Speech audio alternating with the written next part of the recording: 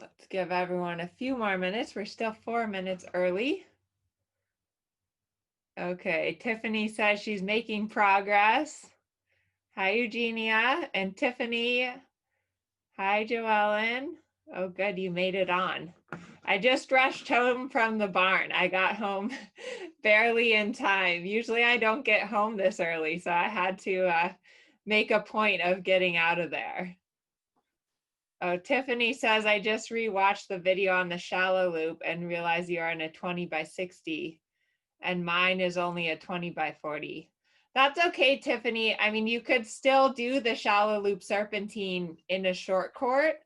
It will just be a little steeper turns, which is actually good because it will challenge the bending and the suppleness even a little more. So that shallow loop serpentine, it used to be in training level test 3.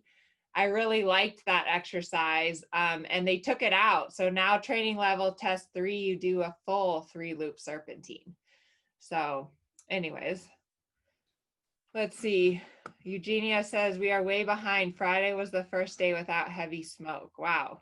Yeah, people, if you guys are in Northern California, those fires were horrible. And a lot of people couldn't ride for weeks and weeks because it's the smoke, and the smoke is really hard on the horse's lungs. So their lungs are even more sensitive than our lungs. So you have to be really very careful about that. Okay, hi Amy from Minnesota. The exercises are great. I'm improving every time I ride. Tiffany says it's very challenging, but it's working. I think we all identify with that. I think dressage is very challenging. Joellen, why did they take it out? I don't know why they took out the shallow loop serpentine and put in a 3-loop serpentine. I don't write the tests. Paula says, snowman has really helped my pony focus and pay better attention. Let's see. Donna says, I love the snowman, really like the shallow loop. It's challenging, but we're getting there. Yes, next is the German serpentine. That one's a hard one. Yeah. Yeah. It looks it. I've been watching it over and over and over again. Oh, good. Good, Donna. I keep on watching. Oh, good. Yeah, the snowman exercise, I have a funny story about that. I went to a clinic with Conrad Schumacher and I took my horse, and my horse was horrible. Like, he got really attached to the other horse that was at the clinic with him, and he was screaming his head off and acting like completely untrained, and I was so embarrassed. And so Conrad had me do the snowman exercise to help get him like relaxed and focused. And so it was, I'm grateful that I learned that exercise, but I was so embarrassed by that clinic and by my horse's behavior. I love that exercise. I had watched that video a while back when you first sent it out. Yeah. And I really love that exercise. My problem is going to the right. He's stiffer, and actually Thursday when he gets his fall shots here, I'm gonna have his teeth checked again. Oh, good. Because I'm wondering if there's something on the right side. He had a problem with the right side in May, and the vet wanted me to have him checked again in 6 months. And I think maybe he might need to be floated again. Yeah. But as I worked and worked and worked, he was more supple to the right. He didn't seem to be as stiff. Yeah. But there still seems to be. I just want to make sure. I want to make sure everything's okay health-wise. Yeah. Definitely. You know. But other than that, he's good. And other than that, he's for an ex-cutting horse, he took to this pretty well. Good.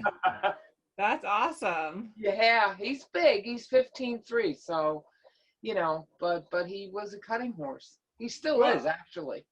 Cool. Show him a cow, he'd go for it. They don't lose that training, you know. They just Okay, let's see what other comments we have. Paula says, snowman has really helped my pony focus. Shelly, I love the snowman. Hi, Cecilia from Vancouver. I really enjoy the German serpentines, but having trouble with keeping my horse's quarters from swinging out. Yeah, that's suppleness, because they don't really want to bend, so they kind of swing those hind end out to avoid it. So that's where your outside leg and your outside aids come in. Dottie says the thoroughbred I ride acts like that. He's herd bound too. Yeah, it's a hard thing, those horses that are herd bound. And especially, I think when you travel away from home, it's like they're instantly best friends. And it's really hard when you only have 2 horses. I think if you have 3, it's a little better. But like when one's left behind in the barn and one has to go out and ride, that can be a real challenge. Okay, Leslie says the snowman helped us with the canter transitions, and all the suppling exercises have helped. Cool. Okay. So let's get started. I have a lot of really cool slides to share with you guys tonight. And it's really fun for me actually doing these presentations and listening to all of your guys's comments and questions, because I always learn something when I put these presentations together, and it helps me too. So that is really cool. So let me try and share my screen with you. I have a new computer. I've been trying to figure it out. So hopefully we have no glitches tonight. Okay, can you guys see my screen? Thumbs up. Okay, good. I'm going to play this. Oh, good. And I can still see all of your pretty faces. Okay, I'm going to try my best to, if you guys have questions while we're going, you can ask them. But I can't always see your questions when I'm in this mode. So just bear with me as we go through that. Let me see what I can. Okay. Okay, so tonight we're talking about suppleness, and suppleness is really important. It's the second rung of the dressage training scale. So the dressage training scale is like the holy grail of dressage training. It's what guides our training, whether we're riding a young horse that's just getting broke or an FEI horse. So when you get on every day, the first thing you think about is rhythm, the walk, the trot, the canter. And then the second thing that you start to think about is suppleness. And we're going to go through the definitions of suppleness today. We're going to go through some exercises of suppleness. We're going to go through the anatomy of suppleness, and then kind of look at how suppleness fits into dressage training in general. So tonight's agenda, first thing we're going to go through definitions, because it's always important to really understand what suppleness is. Second thing, we're going to go through mental suppleness and relaxation. The third one is the anatomy of suppleness, which I thought was super interesting. I did a lot of research on this. And then the fourth thing, so this is an experiment for tonight. We're going to try what they call breakout rooms. So in breakout rooms, Zoom can automatically break you guys up into rooms. So we're going to do 3 people in a room. So when I set it up, you guys will be sent off to like your private meeting with 2 other people. And you're going to have 10 minutes. And what I want everyone to share. I want you to share like which suppleness exercise has been helpful to you, or something that you've made progress with, and then what you still need to work on. So I want you to share a win that you've had, like some improvement that you felt in your horse, and then something that you need to work on.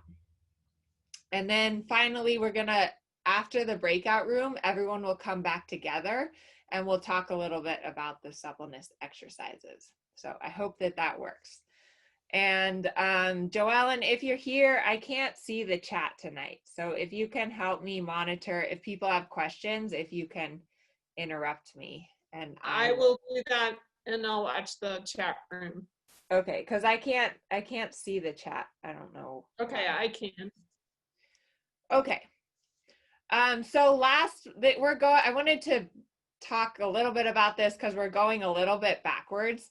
Last month we talked about connection and contact, which is actually higher up on the training scale than suppleness.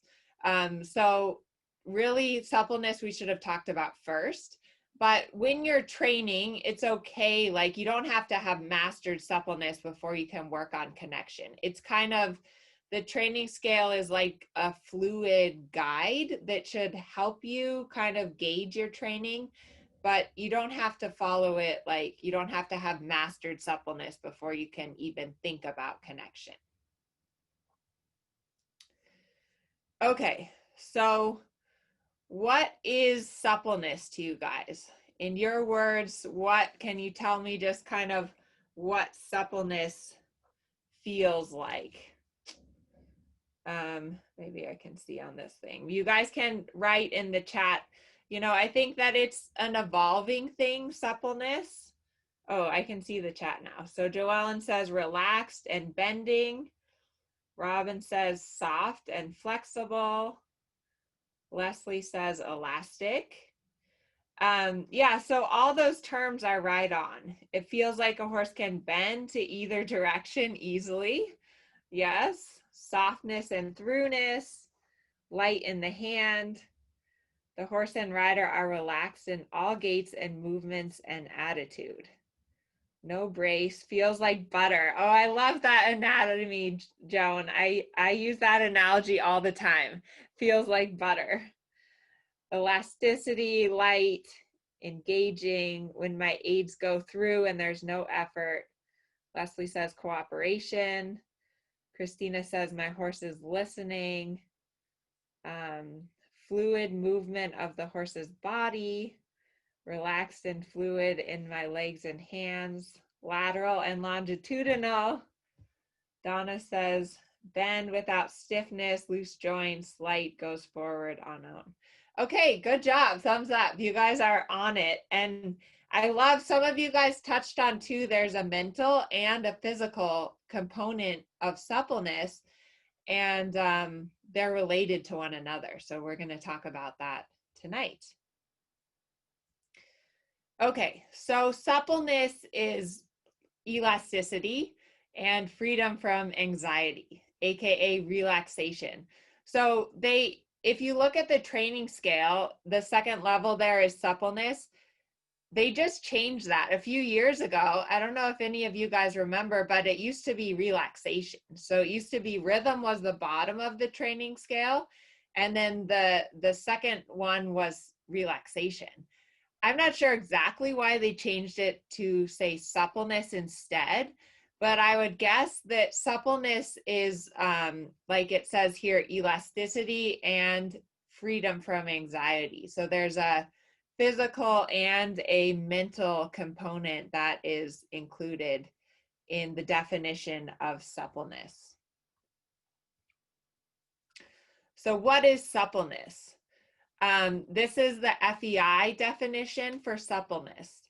Pliability, ability to smoothly adjust the carriage longitudinally. So that's like bringing your horse up in the pole or stretching your horse down. That's longitudinal carriage. And the position laterally. So laterally is sideways, like shoulder forward, leg yield, shoulder in, anything like that, without impairment of the flow of the movement and balance. So like we talked about last week in the connection workshop, that flow of energy, hind leg through the back to the hand. So you need to be able to adjust your horse longitudinally and laterally without losing that flow. So the Webster definition of suppleness is bending readily without breaking or becoming deformed, pliant, flexible, characterized by ease in bending. So you guys were on it with your definitions of suppleness. Good job. Okay, so the elements of suppleness, there's a mental element and a physical element, and these two are really closely intertwined. So if the horse is mentally relaxed and supple, they're more likely to be physically supple. And it goes back and forth. If the horse is physically supple, like if you get them physically to relax, then they're more likely to get relaxed mentally. Um, in general, I would say that there are times, like with older horses, where sometimes they're relaxed mentally, but the physical side of suppleness takes a little bit longer, like as horses get older, and like all of us, right? As we get older, we lose a little bit of our physical suppleness. So that's something to keep in mind. And I'm sure you guys noticed, like, the groundwork exercises I had, the pull release exercise particularly, is great for mental suppleness. Like when you get your horse to put their head down, that gets them to relax, that gets their pull supple, and that contributes to them physically getting more supple and relaxed. Okay, got suppleness. So this is an image of a horse that I would say doesn't have a lot of suppleness. If you look at him, if you look at his eyes, he's a little bit, you can tell he's a little alert, maybe scared. If you look at his neck muscles, you can tell that there's a lot of tension and kind of buildup in the neck. If you look at the tail, um, Robin says, I've been there.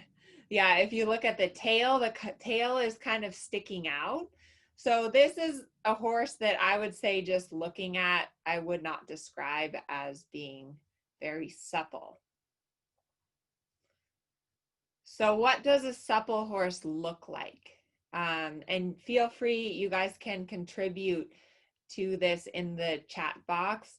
Think about that picture in your mind of what your horse looks like when they are supple, when they're relaxed. So the eyes, horses actually show a lot of expression in their eyes. When their eyes are relaxed, they're a little softer.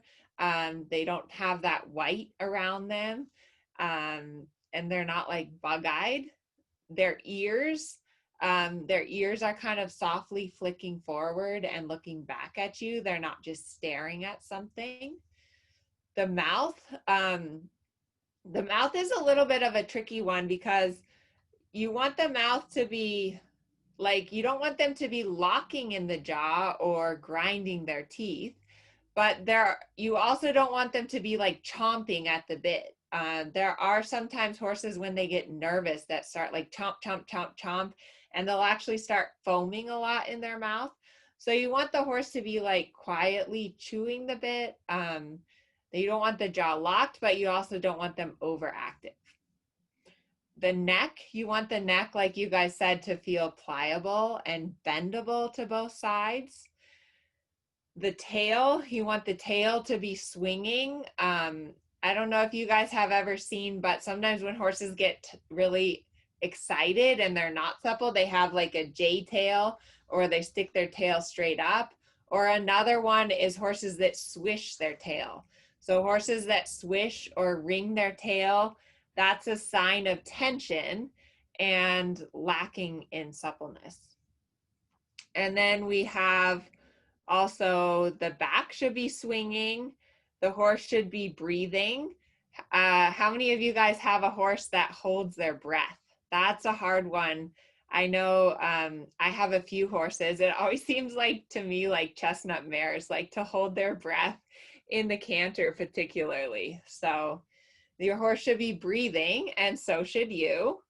And then in general, you just want the muscles to feel loose. Like you shouldn't feel like the muscles in your horse are all tense and locked up. They should feel like they're really loose and supple.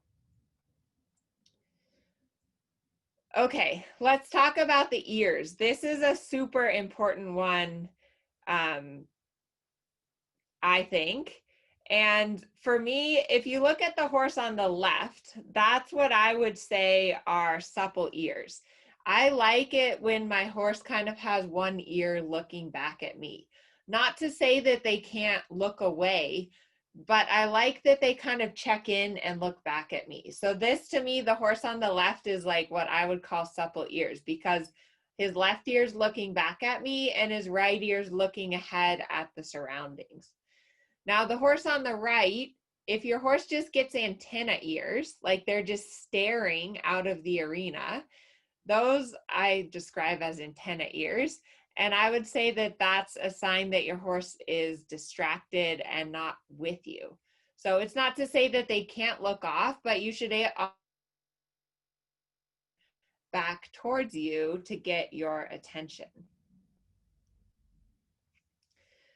Okay, the anatomy of suppleness. So this is really an interesting thing to think about. And I didn't even really occur to me that I should include this in the presentation, but I think it's really fascinating to, one, learn a little more the anatomy of the horse, because it's really important to understand when we're training. And then to understand how the anatomy of the horse impacts our training and our riding. It's really important to understand that. So this picture here, they've painted the bones on a horse, which is really cool. The blue lines there is the nuchal ligament. So that's a ligament that goes from the withers up to the poll of the horse. And you'll notice that in the neck, the spine of the horse actually runs along the bottom of the neck. So that's something that a lot of people don't realize. It's an interesting thing to note. So the first area that when we're talking about suppleness is the poll. And that's circled in green there. So the poll is like the juncture between your horse's head and the vertebrae in their neck. And this area, it's really important that it's supple. Why? Because the poll is the juncture between the central nervous system that connects the brain to the body. So any blockages in the poll are going to affect the suppleness in your horse's body. And that's why I really like that exercise that I had you guys do on the groundwork, the poll release, because it's really important to teach your horse to release at the poll. In addition to getting them to lower the neck and release the poll that way, you also need to be able to flex the horse left and right, and then also get them to come like more on the vertical or more out. So there's a lot of different ways that the poll can move with your horse. You know, it can go up and down, it can move left and right. And it's really important that you keep your horse supple in the poll, because any tightness in the poll will reflect in their body, and any tightness in their body will reflect up to the poll. So keep that in mind. So let's talk about the neck, next. There are 7 vertebrae in the neck, and it is, dressage puts a lot of stress on the horse's neck because of the frame that we hold them in. So it's kind of typical that older dressage horses start to get a little arthritis in their neck, which is really unfortunate, but that's something that to be mindful of. As far as suppleness, we want all those 7 vertebrae to be movable. So that's where we go into the bending, right? We want to be able to bend our horse evenly, left and right. Now I have circled there the juncture of the neck where the neck connects to the shoulders and the withers. So it's interesting to note that basically the foreleg of your horse is not connected by bone to their body. So like this sounds like kind of morbid, but if you were going to slice your horse's front leg off, you wouldn't have to cut through any bone. So the horse's front legs are only connected to the structure of the rest of their body by ligaments and muscles. And So what this allows them to do is that actually allows a lot of suppleness within that circled juncture there, which brings me to the next slide, the thoracic sling muscles. So the horses can actually lift their withers up between their shoulder blades. So if we go back to this slide, you can picture that because there's no bony structure connecting the bones of the forelegs to the spine, they can literally pop their withers up between their shoulder blades, which if you guys have ever felt that, it's like the most amazing feeling. It's like that is collection right there. So that's a really interesting thing to consider. So what actually lifts up the withers of the horse are the pectoral muscles and the thoracic muscles. So that's what they call the thoracic sling muscle. And the contraction of the sling muscle is really important in collection and in raising the horse's withers. And it relates to suppleness because as you develop your horse, you want to get those muscles more supple and strong. Okay, the next one here. Okay, how many of you guys struggle with saddle fit or having your horse get sore in the back? You can let me know in the chat. I know I do. It's a really hard thing because we sit on their back, which isn't really that natural. And a lot of horses get sore in the back. And when they get sore in the back, it is really challenging because they don't want to work and they get unsupple and they get anxious. Sometimes when the muscles get tight, again, like when your horse has a physical tightness, that contributes to anxiety. Like when they're in pain, they start to get anxious, and then that makes them even tighter, and then the back gets even tighter. Amy says, I get a saddle fitter. Sylvia says, my horse loves back rub after work. Saddle fit is an issue. Yes, the chiropractor mentioned lower back tightness. Okay, so let's look at the structure of the horse's back. So there's 18 thoracic vertebrae and then 6 lumbar vertebrae. So the thoracic vertebrae are the ones that have the ribs attached to them. And it's really important that your saddle sits on the thoracic vertebrae. You don't want your saddle to sit on the lumbar vertebrae because you guys can see how the lumbar vertebrae aren't supported by anything. So if your horse has a really short back, it's really important to be sure that your saddle doesn't sit too far back. So that little blue dot there is the juncture between the thoracic and the lumbar vertebrae. So that's the T18L1 junction.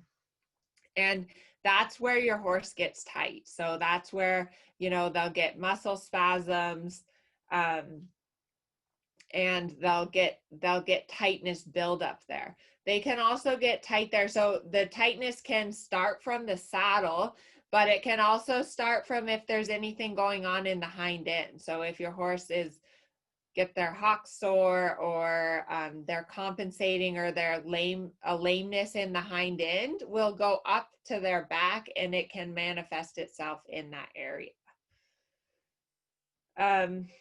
Okay, let's see. Debbie says, my horse has some arthritis in his back. He tends to hold tension in his back. Saddle fit issues with my breed, Arabian, is common. It's very hard to find a saddle short enough. Yes, Debbie, it's great that you're aware of that. And it's also so important that you monitor this, that if your horse gets tight in the back, that's so related to suppleness. So it could have started because your horse was like anxious or wound up. It could have started because the saddle doesn't fit right, but you always need to try to break up that cycle of tightness.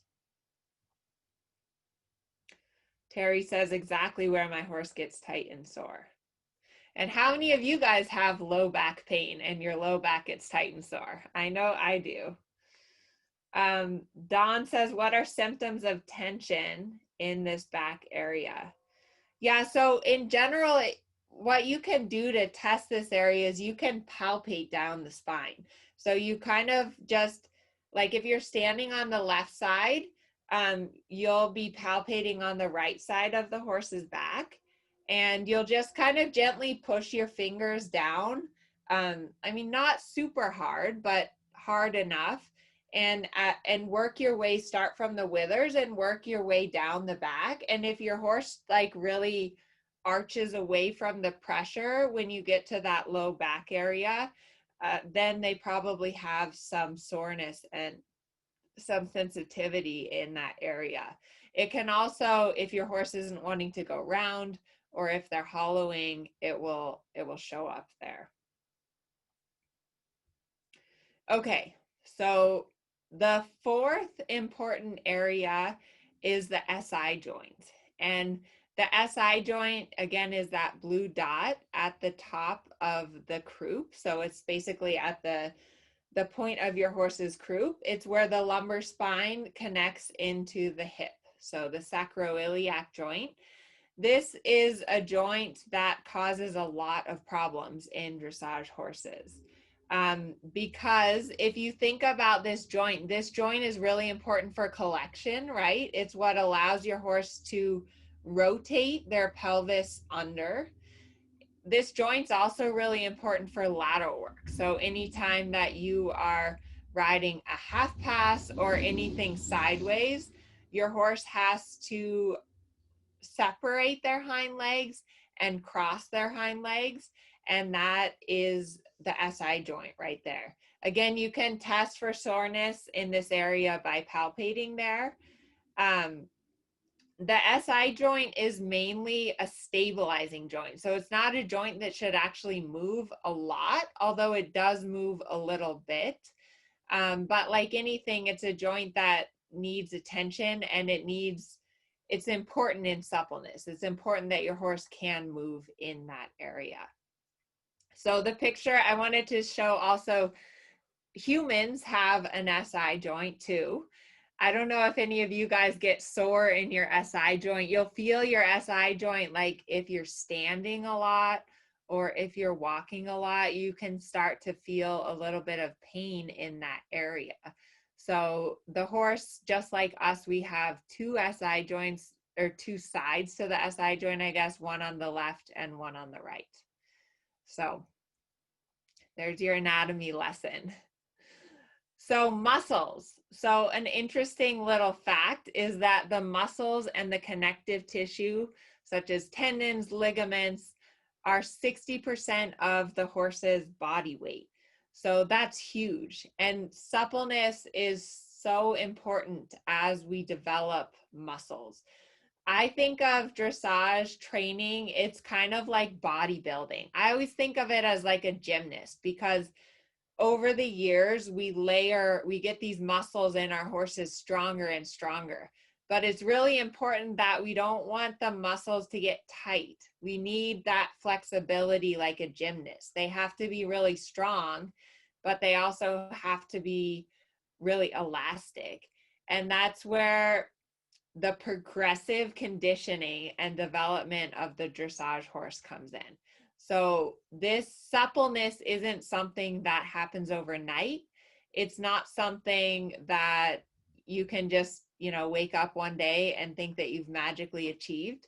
It's like day after day, baby step after baby step. You've got to layer these muscles on, and then you also have to every day stretch them. So even with my Grand Prix horse or my FEI horses, the beginning of the ride, are they supple? They have to be loose. They have to be bendable before I can compress those muscles and work on collection.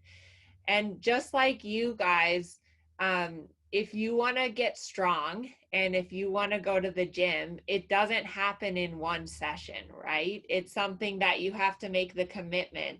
I'm going to go to the gym 3 days a week and do weights, and you build up little by little. You build up your muscle strength. It's not something that is achieved in one session. And Yes, I hate stretching, but it's really important because we want to be loose and supple as well as strong. Okay, so this is an image. How many of you guys have heard of the long back muscles? The long back muscles are so important in dressage. And the long back muscles, so the longissimus and the iliocostalis muscles, they go all the way from the poll all the way to the point of the tail. So those are very long muscles. And they are what get the horse to bring their back up and round through the top line. So as we develop our dressage horse, we want those muscles to get stronger and stronger, but also more and more supple. So those two muscles are really important for the longitudinal suppleness. Those muscles are really important. And then you also see those smaller muscles, the multifidus muscles that are right against the spine. Those muscles are shorter, but it's also important to build those muscles up and also keep them supple. Okay, so can your horse really bend in the rib cage? This is a really interesting question. And one of you guys actually asked me this in the academy, which I'm always so grateful to hear your guys' questions. It helps me make these presentations. But we all hear that, you know, the horse needs to be more supple in the rib cage and more longitudinally supple. But is it possible for them to actually bend in the rib cage? Like, can you bend in the rib cage? Well, not really, right? If you try to bend, like you can bend below your rib cage, your spine can bend a little, and you can bend above your rib cage in the neck. So you can create a curve in your body. And the horses are the same. So no, the horse can't really bend in the rib cage, but it's in that area, and having your inside leg at the girth and your outside leg behind the girth is what creates that. Okay, this is probably my favorite slide of the presentation. So Hillary Clayton, I think she's a vet. I don't know what she is, but she does a lot of really fascinating studies on horses. And so she did a study where she looked at the degree of motion in the horse's spine. And so if you look at this chart here, you can see that the most motion is at the poll. And then the second most motion is at the base of the neck. And then you also have quite a bit of motion in the SI joint of the horse. And then there's some motion at the base of the thoracic spine there. So it's important to consider this when you are thinking about suppleness, is that, again, we talked about the poll area is really important, and that's an area that your horse can move quite a bit. The base of the neck is important, that your horse is bendable. And actually all the neck vertebrae, you can see there's quite a bit of motion that's available in the neck. And then of course the SI. So the SI joint has the ability to move quite a bit, and that's what allows your horse to rotate under, and also for the sideways, the leg yields and the half passes and any of the lateral work. So I think that's a really interesting slide. But you also see there in the ribs, there's not a lot of mobility. There's some mobility, but not a lot.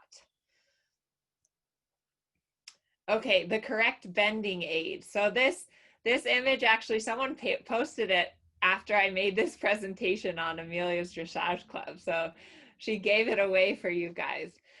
But the image on the left is incorrect bending. The image on the right shows correct bending. So maybe you guys can help me out. You can comment and let me know what you see. Hopefully I can open up my phone again. I'm having trouble keeping up with the chat. I have another device where I'm looking at the chat. But if you guys want to comment on this picture, but basically on the left is incorrect bending, and on the right we see a supple and correctly bent horse. So Debbie says inside leg to outside hand. Yes. So on the right, we can see there how the rider is using the inside leg and filling up the horse into the outside rein. Joellen says stretch on the right image, left bend, right stretch. Yeah, that's really important too. So when the horse is correctly bending to the left, they're stretching all those muscles on the right side of the back. So when you're bending left, you're stretching the right side of the horse's back if you're bending correctly. Now, if we look at the picture on the left, which Tiffany says left side is pulling inside rein and giving away the outside rein. So yeah, if we look at this picture on the left, the rider is just pulling on the inside rein and throwing away the outside rein.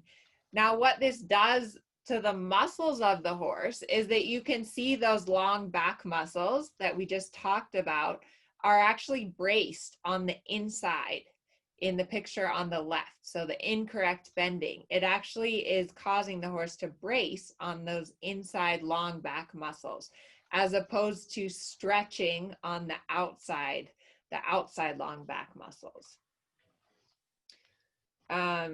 Debbie says, note the outside rein. Yeah, so on the left, the rider's throwing away the outside rein instead of receiving the horse in the outside rein. Let's see. Dog Talk says, so it's about stretching the outside, not contracting the inside. Yes, exactly. Good for you. That's so important that when we think about bending, it's about stretching the outside of your horse and creating more suppleness. It's not just about contracting your horse and making them more tight. It should be a suppling exercise.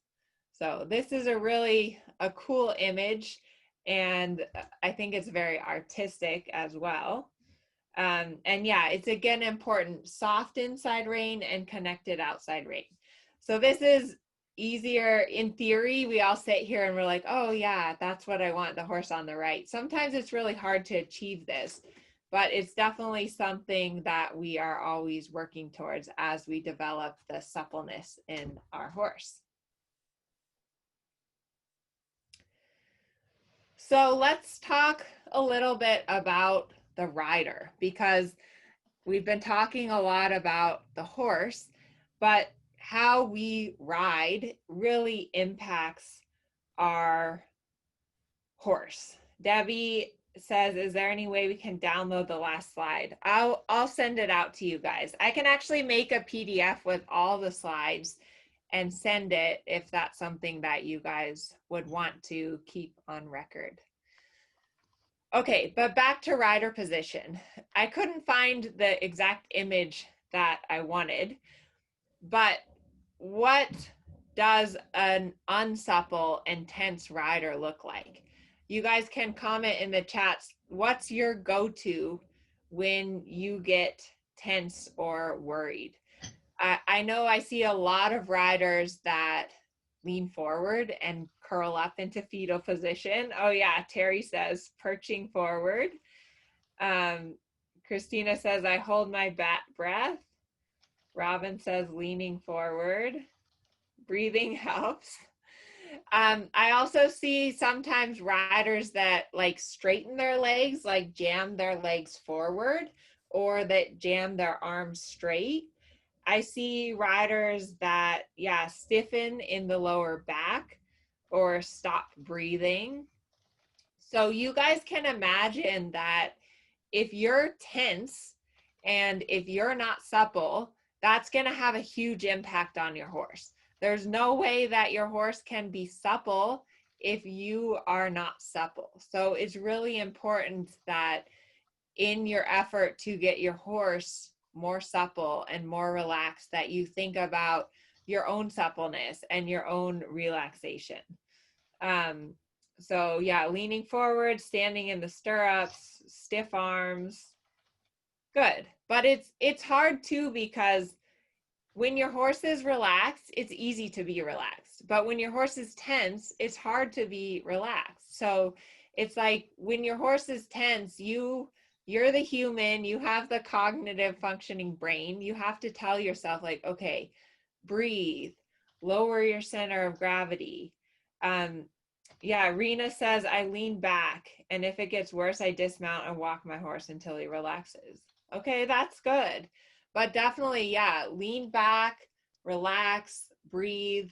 If it's too much, get off and do some of those groundwork exercises that I showed you. Dog Talk says, until today I got corrective, but today I learned to do stretchy trot around the arena many times. Gripping with my knees. Okay. Okay, so what does a supple rider look like? So one thing is the eyes. It's really important when you're riding that you kind of have soft eyes. I don't know if you guys have read Sally Swift's book, but if you haven't, I highly recommend Sally Swift's Centered Riding book. She talks about soft eyes, and it's really important that you're not staring at an object, that you're not staring at your horse's head, or that you're not fixating on a certain object, but that you have kind of soft eyes, that you're able to perceive everything in your environment. So you need to be able to perceive the horses around you, what's going on in your environment, and not just fixate on an object. Same thing with your horse, right? Your horse is supple when they're kind of have soft eyes, when they're looking like they're perceiving the whole environment as opposed to just staring at one thing. And then breathing is such an important thing. When you feel like you've lost relaxation or your horse has lost relaxation, I notice sometimes if I take a deep breath, horses are so sensitive and they'll feel you breathe and they'll actually breathe themselves. Another big one is keep your hands down. So everyone instinctually, when the horse gets tense and we get tense, we pull our hands up. And this is so bad because it raises your whole center of gravity. Not only that, but when your hands come up, it also pulls your horse's head up. So that's like the absolute wrong thing to do. You have to retrain your brain that when you feel tension or anxiety, put your hands down. Think of lowering yourself onto the horse. Think about like really sitting more into the saddle. Don't come out of the saddle when you feel that tension. You got to sit in and lower your weight onto the horse, and that's going to give the horse confidence. Another really important thing is correct alignment. So that ear, shoulder, hip, heel line is really important when you get tense or nervous. Don't pitch forward.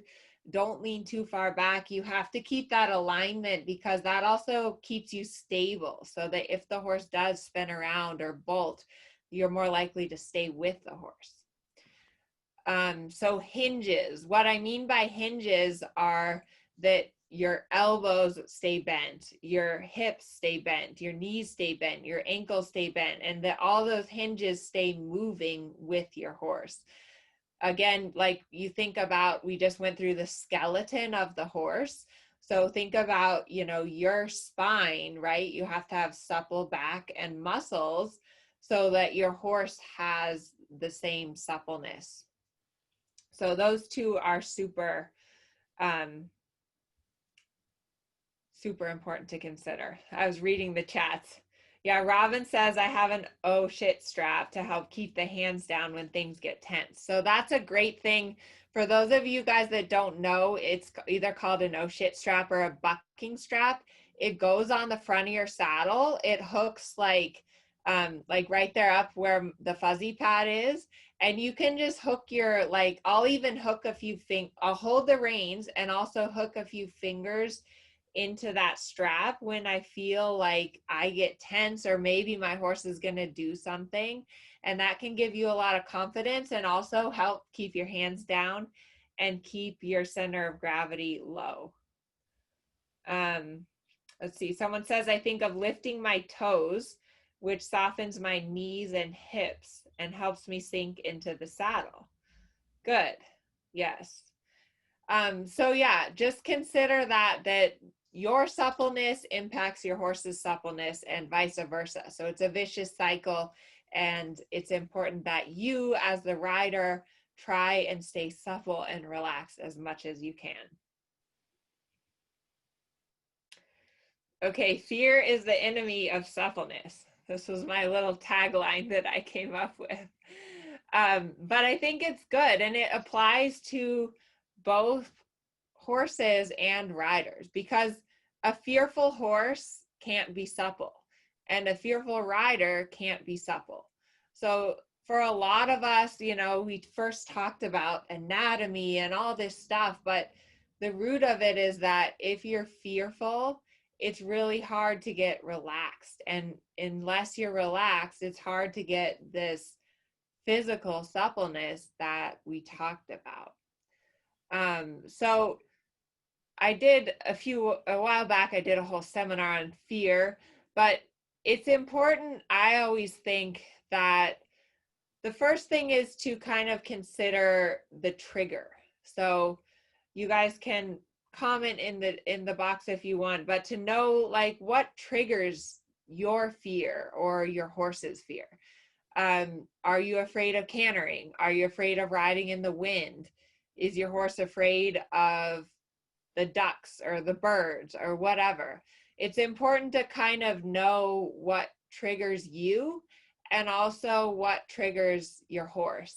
And this is something that comes over time. So when I get a new horse, I don't really know necessarily what that horse's triggers are. It's something that you kind of learn over time. So yeah, Jennifer says, I hate big spooks and spins. Shelly says he isn't afraid. He gets worked up when other horses come into the ring. Yeah, so again, fear and tension are kind of one and the same. But your horse, I guess, yeah, it can get tense without getting fearful. Let's see, Robin says movement or voices in distant places out of sight makes her nervous. Yeah, it's tricky, horses that are sound sensitive. I think that's hard because like if they're afraid of a certain object, you kind of can see it coming, but the sounds can be really unpredictable, and that's tricky. Let's see. Visions of runoffs when he spooks. Oh, bye, Eugenia. Robin says, yes, killer rabbits or small animals. My horse is afraid of sounds. Yeah, if any of you guys, if you guys have horses that are sound spooky, I found those sound ear bonnets are really helpful. I mean, you still should try to get your horse over it and work on getting your horse more on aids, but that does help if your horse is really sound spooky. Butterflies. Okay, so it's important to know these triggers, and then, the best thing, because you're never going to be able to fix all the triggers or prevent your horse from spooking. The best thing is to get your horse on the aids.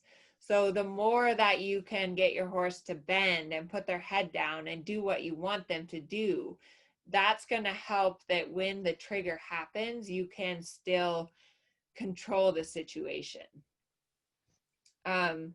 We talked a little bit about this too, but where do you feel your fear in your body, and how does your horse react when they're fearful? So where do you feel your fear? I always feel it like in my shoulders. My shoulders get tense. Some of you guys commented that, you tip forward or you stop breathing. And as far as the horses, every horse reacts a little differently with their fear. Some of them put their head up and stare. Some of them just run off. Let's see. No one's commenting on that. Yeah, I clamp my legs and stiffen my body. My horse will throw in a spooky reaction sometimes when I'm really asking him to do something hard. So that's an interesting one, which is that sometimes as we are training, oh, Dottie says her horse too. So I'll talk about that for a minute. Sometimes when you are training your horse and you're challenging them a little bit, like my video last week was on the lazy horse. So you want your horse sharper, or you want to work on something new and you're challenging your horse to be more on the aids, they will get a little spooky, because as they get more aware of you and what you're asking them to do, and they start to get that adrenaline pumping, sometimes they'll also get more stimulated by the surroundings. So it's kind of a process. You have to go there a little bit and get your horse, you know, out of their comfort zone where they might get a little spooky and lose the suppleness, lose that relaxation, but then you have to go back and rework on that.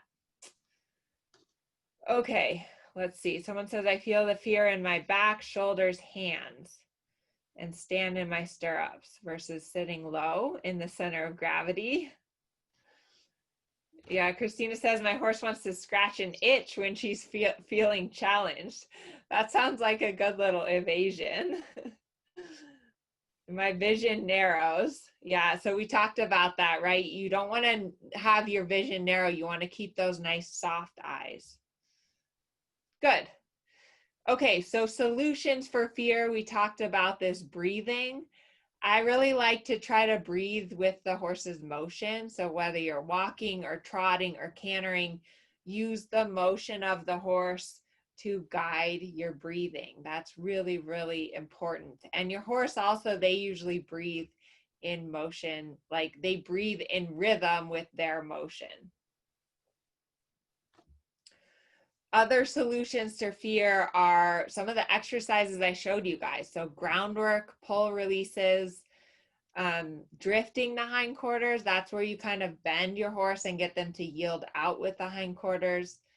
Serpentines, circles, bending, shoulder in, hands down, shoulders back, lowering the center of gravity. So a lot of these are suppleness exercises that help get your horse more on the aids and more supple, and are also going to help with fear.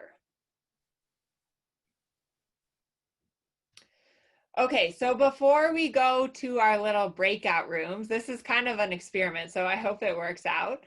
But I think it will be good for you guys to get to interact a little more with one another.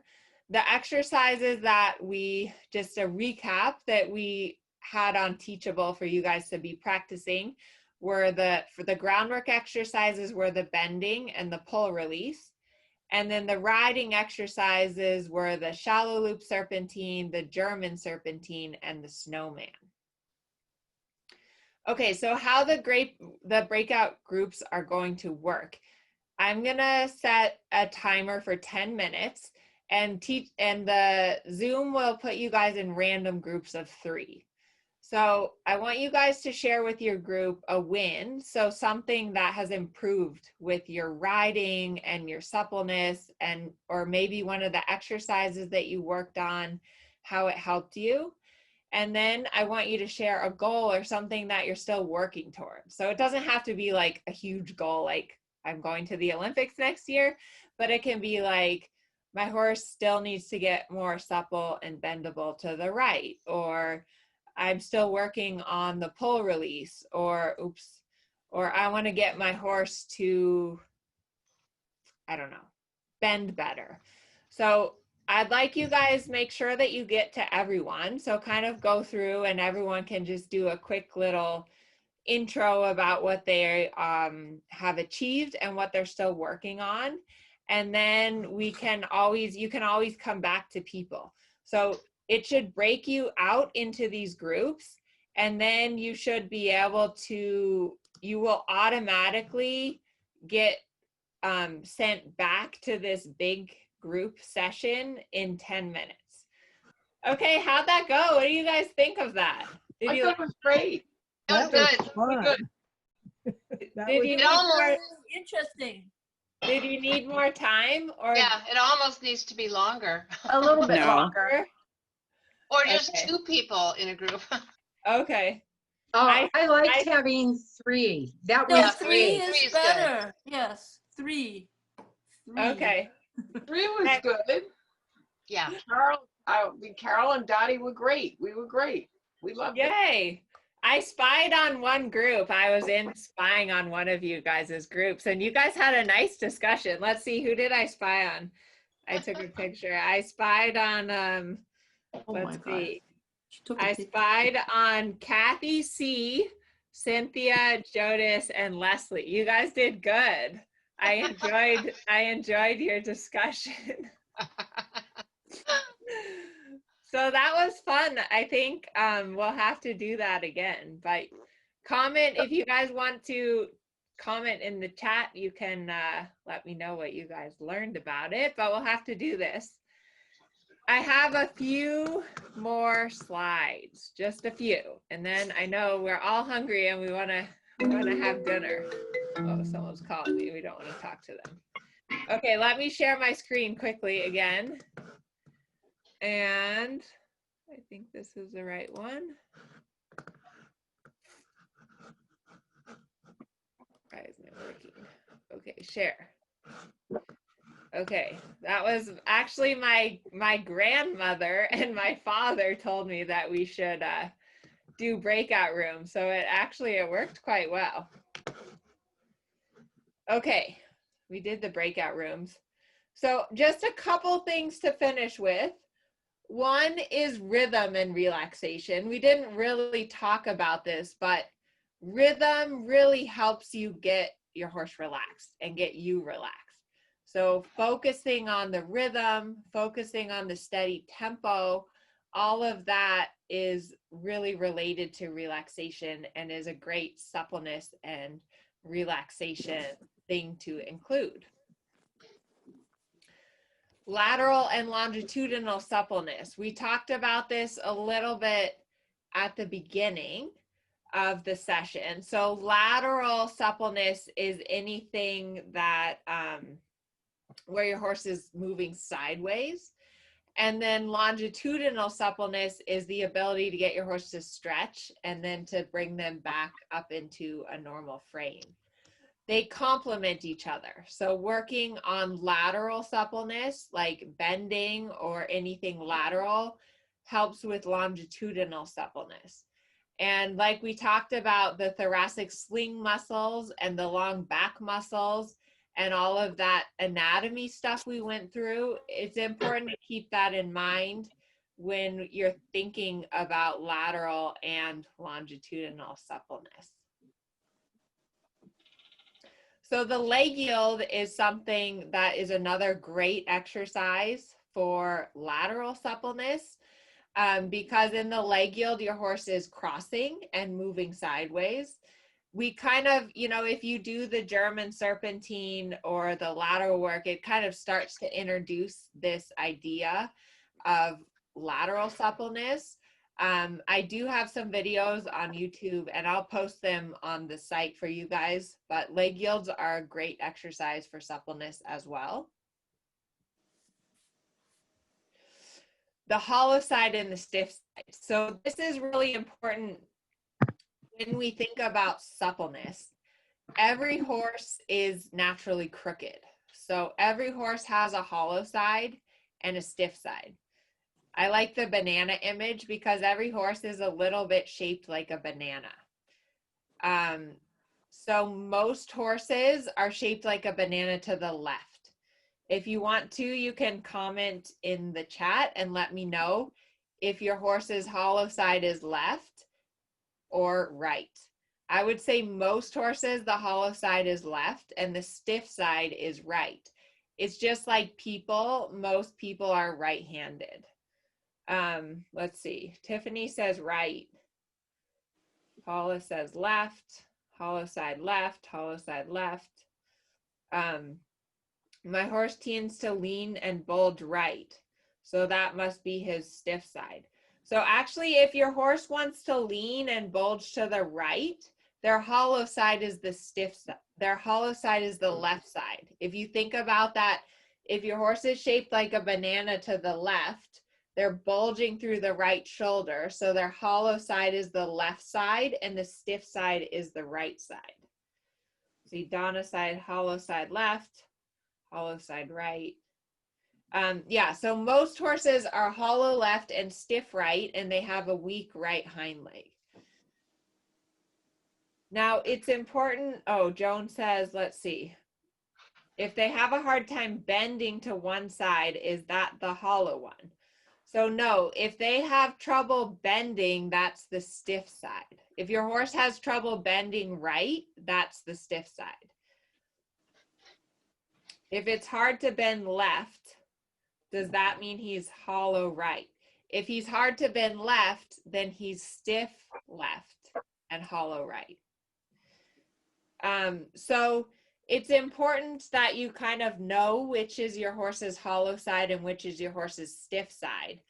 And if you think about that image of the bending, what you actually need to do is you need to get your horse to stretch that hollow side of their back. So if you look at the banana image, that horse would have longer muscles on the right side of his back and shorter muscles on the left side of his back. So you need to get that horse to stretch on the left side of their back to make the left side of their back a little bit longer. So in the training scale, suppleness comes before straightness.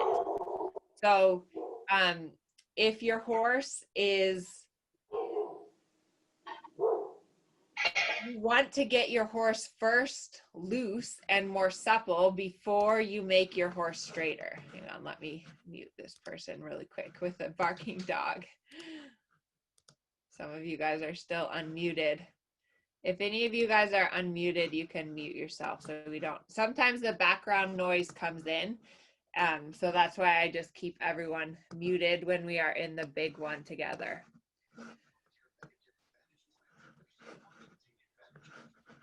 Okay, so this image is really helpful, which is that if your horse is like most horses and your horse is hollow left and stiff to the right, that means that when you're tracking to the left, it might be easier for your horse to bend to the left, but they'll want to pop that shoulder and kind of bulge to the outside. When you're going to the right, you'll have a hard time getting your horse to bend their body to the right. So you can see that image on the left there, the horse needs to make the left side of their back longer in order to bend to the right. So that's all a little complicated, but it's really important that you get your horse supple before you just try to make your horse straight. Because if you just try to make your horse straight, you're going to end up with a really stiff horse, and that's not what you want. So it's like the same as with us. We want to stretch our muscles before we strengthen them. So shoulder 4 is another really important test of suppleness and also of straightness. So in shoulder 4, what this picture shows is that you are aligning the inside hind leg between the two front legs. So this is a picture of shoulder 4 to the left, because you can see that the left hind leg is between the two front legs. So you might say, well, how is this a test of suppleness? It's a test of suppleness because in order to do this, the horse has to lift in their back. So they have to bring those back muscles up. They have to lift their thoracic sling. And so it's a really good test of suppleness. I'm just trying to give you guys some other exercises so that when you're thinking, okay, what else can I do to work on suppleness? You're thinking about, okay, the hollow side and the stiff side. You're thinking leg yields. You're thinking shoulder 4. And that's the end of it today. Okay, so I hope you guys enjoyed this one. It was really fun. We're definitely going to do the breakout rooms again. Next month is November already, which I just can't even believe. It's Thanksgiving already next month. Where has the year gone? The next month we will do Tuesday, November 10th and Sunday the 15th are the Zoom calls. It will be, when I do the presentations, it's the same slides. I just am trying to do it at different times for people that are in different countries or that one time doesn't work for each other. And then if you guys have any suggestions for possible topics next time, I always want to do what you guys are interested in learning about. So we have evasions, like how to deal with evasions, why the horse comes up with evasions. We have the aids, dressage aids. We have straightness in horse and rider. We have physical and mental progression, which is like how to really develop a horse physically and mentally, or something else that you guys want. Okay, Christina, oh, Joellen says the aids. Christina, how many people total are part of the academy? I think we're over 100 now. I think we're at like 107, which is awesome. It's really fun to see your guys' comments, and also, let me get out of this. Stop share. Yeah, so I think that we are at about 100 people in the academy, which is really cool. It's been really fun to see your guys' comments, and I think this is a great format to keep everyone motivated. I definitely, like in January, want to do some goal setting for you guys for the year ahead. And I'm going to keep, posting. I'll always try to post the exercises by the beginning of the month. And then, so you guys have a few weeks to work on them, and then we can discuss them during the lecture. And let's see, I'll try and take a poll. I just see a lot of you guys are commenting on what you want for next month. So I'll try to look at all of your comments and I guess do popular vote for next month. So this is recorded. I won't post the recording until after Sunday. If any of you guys want to join us on Sunday, it will be the same slides, but feel free to join us again on Sunday. And thank you. That was super fun. So thank you all for joining us. And I'm hopeful that you guys are all enjoying the academy and enjoying the progress and also learning the theory of dressage and a little bit more of the technical side of it. So Loved it, Amelia. Thank you very much. Really, Yay. really great. Yay! Goodbye. Good night, guys. Thank you guys. Thank you. That was great. Good night. Yeah. Good night. Bye. Night.